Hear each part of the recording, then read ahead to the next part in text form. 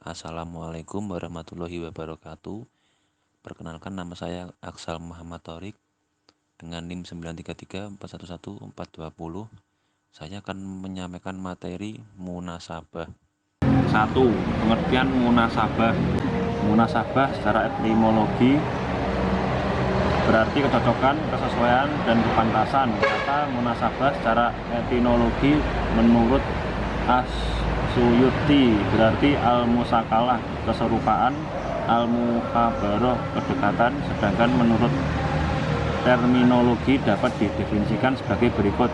1. Menurut Az-Zakasi, munasabah adalah suatu hal yang dapat dipahami tatkala dihadapkan pada akal, pasti akan akal itu menerimanya. Kedua, menurut Ibnu Al-Arabi, munasabah adalah keterkaitan ayat-ayat Al-Quran sehingga seolah-olah merupakan satu ungkapan yang mempunyai kesatuan makna dan keteraturan redaksi.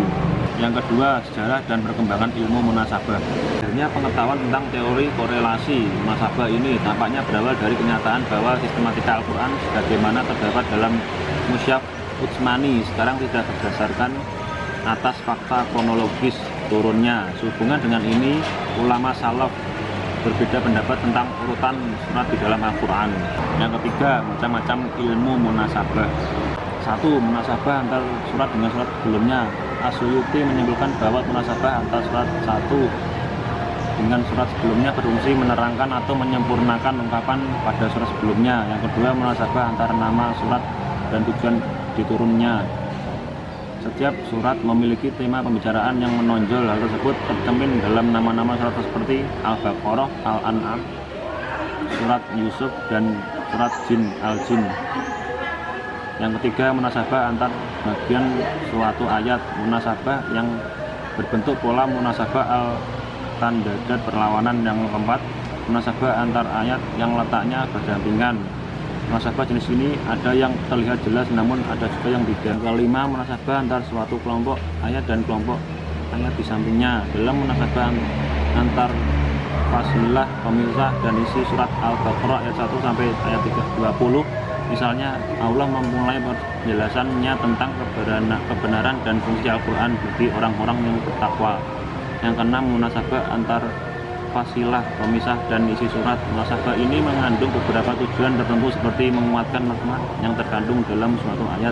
Hal ini dapat dilihat dalam surat Al-Ahzab ayat 25. 7. Munasabah antar awal surat dan akhir surat yang sama. Salah satu contohnya terdapat pada surat Al-Qasas di mana dijelaskan tentang Nabi Musa yang menghadapi tekanan dari Raja Fir'aun yang akhirnya ia berhasil keluar dari Mesir.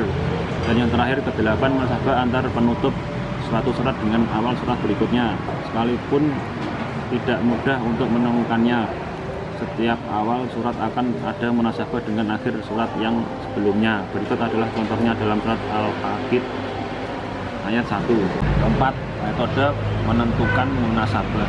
Ada 4 langkah yang perlu diperhatikan bagi para peminat munasabah, yaitu 1. Harus diperhatikan tujuan pembahasan suatu surat yang menjadi objek pencarian.